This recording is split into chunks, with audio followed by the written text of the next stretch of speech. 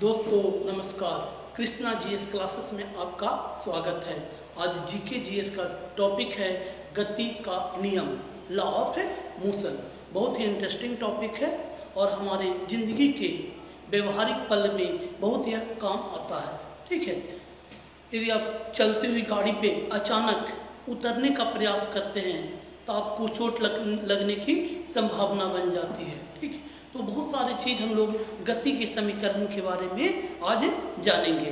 तो शुरू करते हैं गति का समीकरण।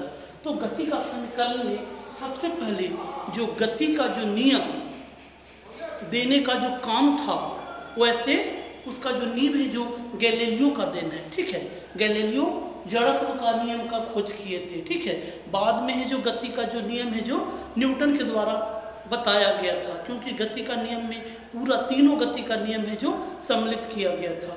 लेकिन शुरू में इसकी जो शुरुआत किए थे वो गैलीलियो किए थे और गैलीलियो है जो जड़त्व का नियम दिए थे। ठीक है, और गैलीलियो के अनुसार वस्तु अवस्था परिवर्तन का विरोध करती है, अर्थात दुनिया में जितने भी वस्तु हैं वो अपना ही स्थिति में रहना चाहते हैं। और ऐसे भी हम लोग का स्वभाव देखिए, हम लोग जैसे हैं वैसा ही चाहते हैं। ठीक है, चाहे फटा हुआ कुर्ता पहनकर रहें, लेकिन हम लोग के लिए यदि वो आदमी उसको वही अच्छा लगता है।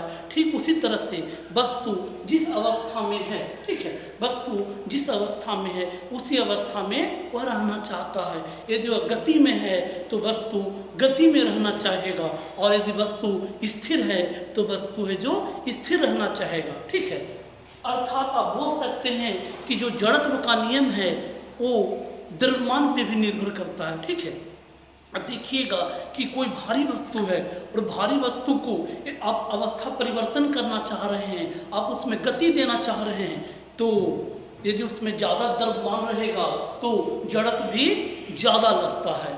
यदि द्रव्यमान कम है, जैसे स्पेन का द्रव्यमान है जो क्या है, कम है, तो यह अवस्था परिवर्तन में थोड़ा सा कम विरोध करेगी भारी वस्तु के तुलना में। तो जड़त्व में क्या है, जड़त्व को हम लोग इनर्शिया भी कहते हैं कि वस्तु अपना अवस्था परिवर्तन का क्या करेगी, विरोध करेगी। ठीक है, अवस्था परिवर्तन का विरोध करेगी। और जड़त्व है जो द्रव्यमान पर निर्भर करता है, अर्थात जो वस्तु जितना भारी रहेगा उसमें जड़त्व उतना ही ज़्यादा रहता है, और जो वस्तु हल्का रहेगा उसमें जड़त्व है जो थोड़ा सा भारी वस्तु के तुलना में क्या रहेगा, कम रहेगा। चलिए आगे हम लोग देखते हैं गति का जो नियम है वह जो न्यूटन की देन है। शुरुआत भले ही गैलीलियो किए थे और न्यूटन अपने बुक प्रिंसिपिया में इसका चर्चा किए थे।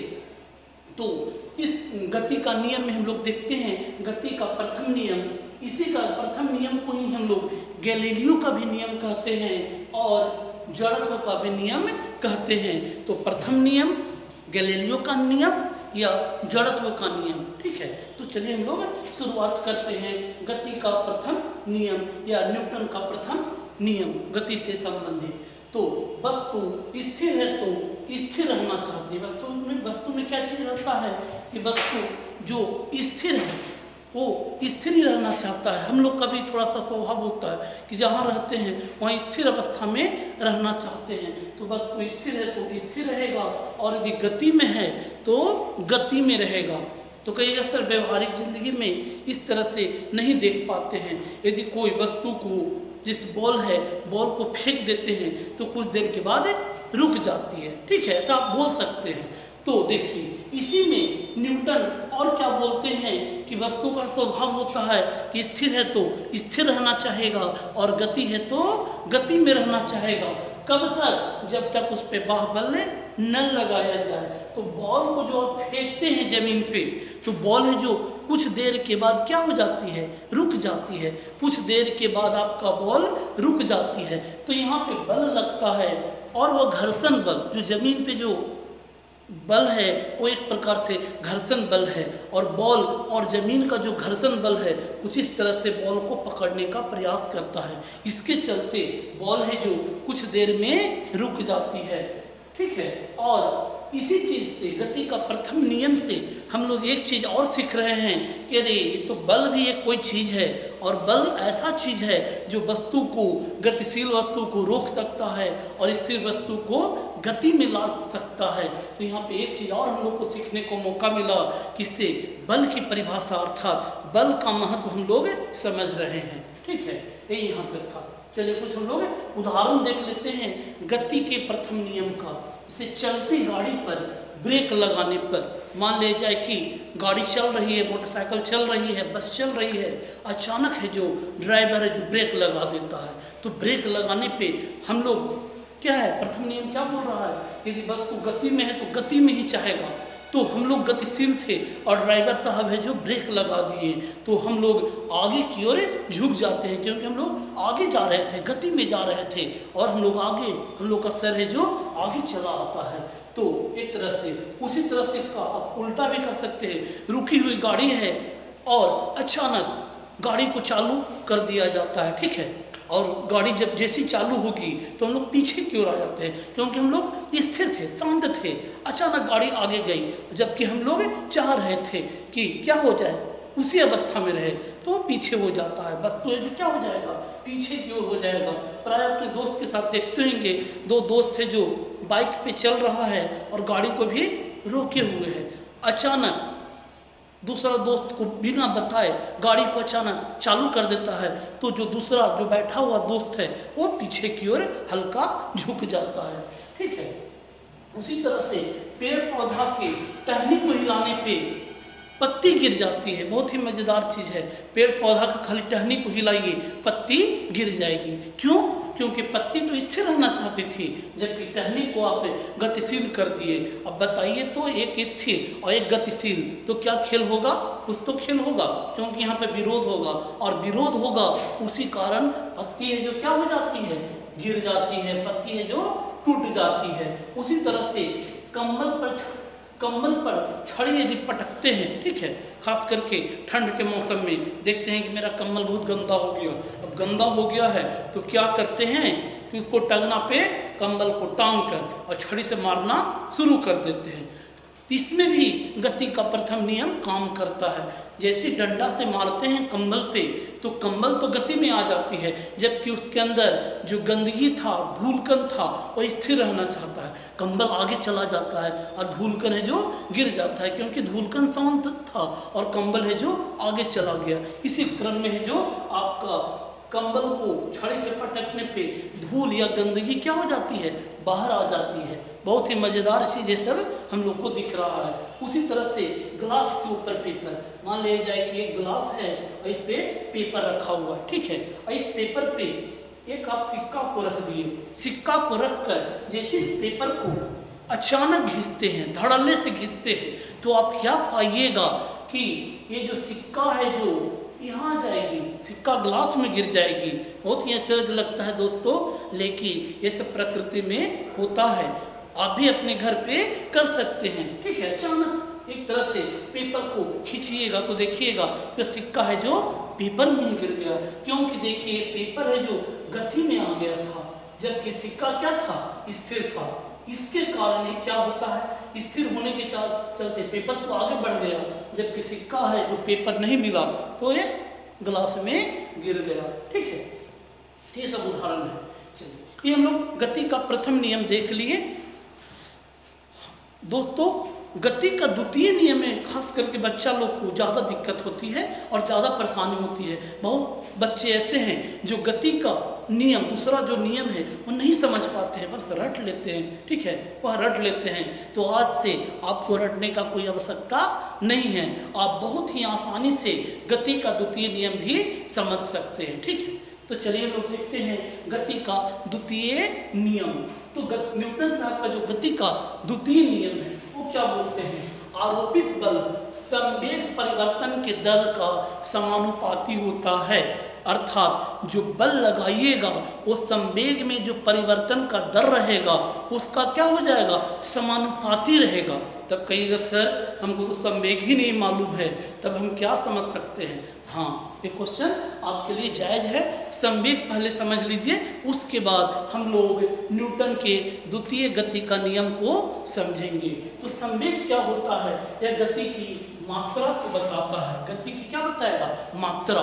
जैसे मान लिया जाए कि कोई बाइक को आप चला रहे हैं या कोई कार को आप चला रहे हैं और उसका संवेग बताना है, गति की मात्रा बताना है, तो आप क्या कीजिएगा कि जो द्रव्यमान है, ठीक है, जो द्रव्यमान है उस द्रव्यमान को देखिएगा। गाड़ी पर जो कुल कितना द्रव्यमान है, मान लिया जाए कि आप मोटर बाइक पे सवार है, ठीक है, मोटर बाइक पे आप क्या है? सवार है, आप है जो सवार है। तो आप पहले द्रव्यमान को देखना है, आपका द्रव्यमान और गाड़ी का द्रव्यमान, जिस गाड़ी पे आप बैठे हुए हैं, और साथ में क्या देखना है कि किस वेग से वह चल रही है, ठीक है। और यही दोनों का द्रव्यमान और वेग का जब गुणनफल कीजिएगा तो संवेग बताएगा, जो कि गति की मात्रा है। तो संवेग क्या है? गति की मात्रा को बताता है। और इसे डिनोट कैसे करते हैं? तो द्रव्यमान गुना वेग, ठीक है, द्रव्यमान गुना वेग। ऐसे संवेग को हम लोग P से शो करते हैं, ठीक है, P से शो करते हैं मोमेंटम। मोमेंटम बराबर होता है मास इनटू वेलोसिटी। मास किसका? मतलब कुल मास, जो गाड़ी का मास है जिस पे आप, या आपका जो मास हो गया, कुल मास को पहले ले लिया जाता है और साथ ही किस वेग से वह गाड़ी चल रही है, और उस दोनों को क्या कर दीजिएगा? गुना कर दीजिएगा। जैसे गुना कर दीजिएगा तो आपका संवेग आ जाएगा। जैसे मान लिया जाए कि कुल एक गाड़ी और आपका द्रव्यमान 10 kg है और जो वेग है वो 5 मीटर प्रति सेकंड का है, तो कितना इसका संवेग हो जाएगा? इसका संवेग हो जाएगा 50, क्योंकि मास हो गया 10 और 5 हो गया गाड़ी का वेग, तो 10 गुना 5 बराबर क्या होता है? 50 होता है। चलिए, अब हम लोग संवेग समझ गए हैं, तो आशा करते हैं कि न्यूटन के द्वितीय गति का नियम समझ सकते हैं, ठीक है। तो संवेग क्या होता है? P बराबर mv, ठीक है। तो देखिए यहाँ पे आप क्या कर रहे हैं कि बल को आरोपित कर रहे हैं। तो जब बल को आप आरोपित कर रहे हैं किसी वस्तु पे, ठीक है, कोई वस्तु है, m नाम का वस्तु है, उस पर आरोपित कर रहे हैं, तो उसमें क्या हो जाएगी? संवेग आ जाएगी, क्योंकि द्रव्यमान भी है और वेग भी है। U होता है प्रारंभिक वेग और V होता है अंतिम वेग, अर्थात U और V दोनों एक तरह से वेग ही हैं, लेकिन प्रारंभिक वेग और अंतिम वेग हम लोग देखते हैं, ठीक है। जब वस्तु को आप चालू करते हैं, गाड़ी को चालू करते हैं, तो उसका प्रारंभिक वेग रहता है, ठीक है। तो शुरू में आप एक तरह से क्या कीजिएगा? बल लगाइएगा, तो वस्तु क्या हो जाएगा? गतिशील हो जाएगा, और गतिशील जो होगा वो कुछ समय लगेगा, ठीक है, कुछ समय में घटना होगा, अचानक की घटना नहीं होगा। ये नहीं आप बोल सकते हैं कि सर समय ही नहीं लगा और हम वस्तु को ढकल के निकाल दिए, ऐसा संभव है जिंदगी में नहीं है। जब भी आप कोई काम करते हैं दोस्तों, तो कुछ न कुछ समय अवश्य लगती है, ठीक है। तो जो आरोपित बल रहेगा वो संवेग में परिवर्तन के दर का समानुपाती होता है। तब कहिए सर संवेग में परिवर्तन क्या होता है? संवेग में परिवर्तन कैसे, आप परिवर्तन अंतर कैसे करते हैं? वो बंदा है जो 50 किलो के है और हम है जो 40 किलो के हैं, तो क्या कर देते हैं? 50 करते हैं ना, कि वो व्यक्ति है जो 50 किलो भार का है और आप है जो 30 किलो भार के हैं, और पूछेगा कि अंतर बताइए, परिवर्तन बताइए, तो आप क्या कर देते हैं?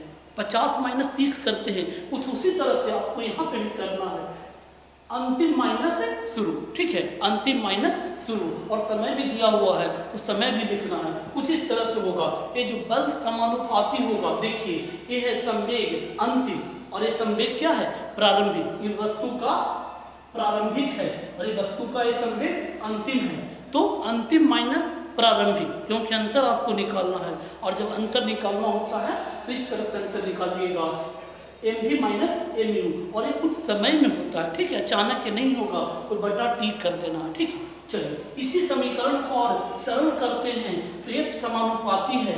यहाँ पे देख रहे हैं कि m इसके लिए ये था, अंतिम वेग के लिए ये था, और ये प्रारंभिक वेग के लिए था। m को हम लोग कॉमन ले लिए और v माइनस u बटा t कर दिए। अब यहाँ पे आपका दिमाग फिर खड़केगा, अच्छा कहाँ पढ़े थे? v माइनस यू बटा टी, और आपको याद हो जाएगा कि v माइनस यू बटा टी यह है जो त्वरण का फॉर्मूला है, ठीक है, यह एक तरह से त्वरण का है, तो यहाँ पे डायरेक्ट आपको इस चीज को छोड़कर डायरेक्ट आप त्वरण या एक्सेलरेशन, ठीक है, आप एक्सेलरेशन से इसको सूचित कर दीजिएगा। एक समानुपाती किसका है, ma, अर्थात बल का परिभाषा बल का व्यंजक या बल का फॉर्मूला गति के द्वितीय समीकरण से ज्ञात हो जाता है, ठीक है। F बराबर क्या होता है, ma, तो बल का क्या होता है फॉर्मूला, F बराबर मास इनटू एक्सेलरेशन, ठीक है, मास इनटू एक्सेलरेशन। बहुत ही गजब का चीज है, पूछ सकता है आपके एग्जाम में कि बल का जो फॉर्मूला या सूत्र मिलता है वो कैसे मिलता है, न्यूटन के किस गति के नियम के आधार पे मिलता है, न्यूटन के प्रथम नियम, न्यूटन के द्वितीय नियम या न्यूटन के तृतीय गति का नियम, तब आप बता दीजिएगा। अच्छा फॉर्मूला पूछ रहा है तो फॉर्मूला तो द्वितीय नियम से ही बनेगा, है ना, और यदि परिभाषा पूछता, उसका महत्व पूछता तो प्रथम नियम से निकाल सकते थे। इससे बल का सूत्र इसी न्यूटन के द्वितीय गति के नियम से आप समझ सकते हैं। चलिए अब बल का एसआई मात्रक पूछता है तो बल का एसआई मात्रक न्यूटन सबके जीभ पे रहता है, जो भी हल्का फुल्का तैयारी करता है कंपटीशन का तो बल का एसआई मात्रक न्यूटन। लेकिन न्यूटन नहीं रहे तो क्या कीजिएगा, तो न्यूटन नहीं रहे तो कहिएगा कोई परवाह नहीं है, हमको पूरा कंसेप्ट आता है। तो आप क्या जानते हैं, m इंटू ए, ठीक है। तो यहाँ पे m का मात्रक SI में kg होता है, तो यहाँ पे पहले क्या लिख दीजिएगा, m ये है, यहाँ पे kg लिखा हुआ है, और एक्सेलरेशन ये वेग में परिवर्तन का दर है, ठीक है, वेग में परिवर्तन का दर है, और वेग में जो परिवर्तन का दर होता है उसको आप इस चीज से सूचित करते हैं तो मीटर प्रति सेकंड स्क्वायर। ये एक तरह से एक्सेलरेशन का है, ठीक है, ये आपका एक्सेलरेशन का है, और ये जो आपका मास का है, ठीक है, केजी है जो आपका केजी है जो मास का है, और ये जो एक्सेलरेशन का देखिए आ गया। तो अब क्या बताइएगा, न्यूटन बोलिए, ये तो केजी प्रति मीटर प्रति सेकंड स्क्वायर, केजी मीटर प्रति सेकंड स्क्वायर या न्यूटन, ठीक है, ये आपका ऐसा ही मात्रक है, और ये मात्रक बहुत ही प्रचलित है। लेकिन कभी कभी सीजीएस मात्रक भी पूछ दिया जाता है एग्जाम में, मात्रक की अलग अलग पद्धति है, एसआई मात्रक सर्वमान्य पद्धति माना जाता है, लेकिन एग्जाम में आपको फंसाने के लिए ये आपसे कोशिश करता है कि आपके पास कुछ एक्स्ट्रा नॉलेज है कि नहीं, तो सीजीएस मात्रक पूछ देगा। ये भी मात्रक का पद्धति है, इससे भी वस्तु को माप सकते हैं, लेकिन मापने में जो मात्रक लगेगा वो अलग रहेगा। देखिए सीजीएस में सी होता है सेंटीमीटर, लंबाई का होता है सेंटीमीटर, जबकि ग्राम होता है वो द्रव्यमान का रहता है मात्रक, और एस होता है वो सेकंड का होता है। तब हम लोग फिर निकालते हैं, अच्छा द्रव्यमान है तो द्रव्यमान का सीजीएस में हम लोग ग्राम से डिनोट करते हैं, जबकि एसआई में इसको केजी से डिनोट कर रहे थे, और मीटर यहाँ पे सीजीएस में मीटर नहीं जबकि सेंटीमीटर का इस्तेमाल किया जाता है, जबकि एसआई में है जो मीटर का इस्तेमाल करते थे। इधर हो गया ग्राम, ये ग्राम कुछ नहीं है, ग्राम आपका मास है, और ये आपका हो गया सेंटीमीटर प्रति सेकंड स्क्वायर, ये आपका एक्सेलरेशन है, ठीक है, ये आपका क्या है एक्सेलरेशन है। तो सीजीएस में हो गया ग्राम सेंटीमीटर प्रति सेकंड स्क्वायर, और नहीं तो डाइन भी बोल सकते हैं, वो गांव देहात वाला डाइन नहीं, ये एक तरह से क्या है बल का मात्रक है, बल को मापा जाता है डाइन में, ठीक है, सीजीएस मात्रक में डाइन भी बोला जाता है, और नहीं तो ग्राम सेंटीमीटर प्रति सेकंड स्क्वायर आप बोल सकते हैं। ऐसे आपको देखने से भी पता चल रहा है, आपसे एग्जाम में पूछ सकता है ग्राम बड़ा है बाबू, न्यूटन बड़ा है बाबू के डाइन, न्यूटन बड़ा है कि डाइन बड़ा है, तो देखने से ही पता चल रहा है कि न्यूटन बड़ा है ना, न्यूटन आपका बड़ा है और डाइन आपका क्या है छोटा है। चलिए इसका उदाहरण थोड़ा सा देख लेते हैं, गति के द्वितीय न्यूटन के द्वितीय गति का नियम का कुछ उदाहरण। तो पहला उदाहरण है क्रिकेट के गेंद और टेनिस के गेंद में, टेनिस के गेंद को जब आप कैच करते हैं तो आपको कम चोट लगता है, ठीक है, आपको क्या लगेगा कम चोट लगेगा।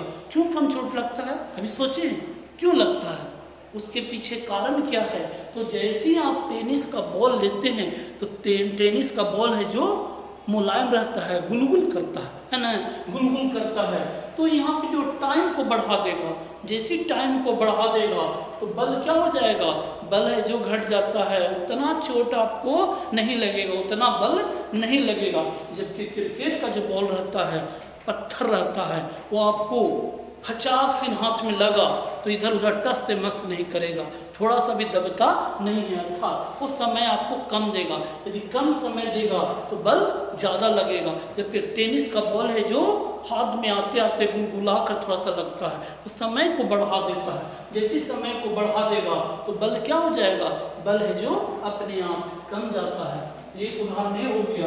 उसी तरह से दूसरा उदाहरण, फर्श और मिट्टी की तुलना में मिट्टी पे चोट कम लगता है। एक बार फर्श पर कूद जाइए, पक्का वाला पे कूद जाइए, ठीक है, और एक है जो आप मिट्टी पे कूद जाइएगा तो आपको अनुभव होगा कि मिट्टी पे आपको कम चोट लगा, जबकि फर्श पे ज़्यादा लगता है। तो कभी सोचे मिट्टी पे ऐसा क्यों होता है? यही होता है, मिट्टी है जो मुलायम होता है, नरम होता है। जैसे आप मिट्टी पे गिरिएगा तो कुछ समय लगता है, धीरे धीरे होता है, कभी कभी ये मिट्टी अंदर तक दब जाता है, ठीक है, तो एक समय ले लेता है। तो मिट्टी आपको समय लेगा तो बल क्या हो जाएगा, बल है जो कम लगेगा। जबकि फर्श रहता है, ढलैया रहता है, पक्का रहता है, जैसे गिरिएगा तो बस अब बड़बड़ाना शुरू कर दीजिएगा, अयो मैयो, जो भी शब्द है वो आपके मुंह से निकलना शुरू हो जाता है। देखिए न्यूटन के द्वितीय गति का नियम, यहाँ पे जो आप गाड़ी चलाते हैं या बस चलाते हैं, जिस बस में सॉकर खराब रहती है तो ड्राइवर है जो गाड़ी को उछला देगा तो आपको बहुत ज़्यादा चोट लगता है। लेकिन यदि गाड़ी में सॉकर अच्छा है तो आपको क्या होता है, समय को घटा देता है। वो सॉकर कुछ नहीं होता है, स्प्रिंग होता है, और टाइम है जो क्या कर देगा, यहाँ पे बढ़ा देता है, जिसके चलते आपको कम चोट लगता है। और जिस गाड़ी का सॉकर खराब, समझ जाइए कि आपको है जो पूरा एक्सरसाइज कर देगा, इतना उठा पटक मारेगा, ठीक है, समय कम लेगा, इसी के चलते आपको उस गाड़ी पे बैठिएगा तो चोट ज़्यादा लगता है, ठीक है। और तीसरा है कराटा का खिलाड़ी। कराटा का जो खिलाड़ी रहता है एक बार में 4-5 ईंट को जोड़ा लगा देता है, जोड़िया देता है, और जोड़ियाने के बाद वो क्या करेगा, कुछ इस तरह से ऐसे रख देता है, ठीक है, या स्टैंड पे रख दिया, ऐसे ईंट रख दिया, इस तरह से ईंट को रख देता है, और एक ही बार हाथ से प्रहार करता है, ईंट है जो धराशायी हो जाता है, टूट जाता है। क्यों? क्योंकि जब कराटा का खिलाड़ी क्या करता है, अचानक बहुत ही कस कर बल लगाता है, और जैसे अचानक बहुत ज़्यादा बल लगाएगा, समय को कम देगा, तो ईंटा है जो क्या हो जाएगा, भर भरा कर टूट जाता है। ये सब है जो न्यूटन के गति का द्वितीय नियम का उदाहरण है। थैंक यू दोस्तों, फिर मिलेंगे अगले वीडियो में। जय हिंद।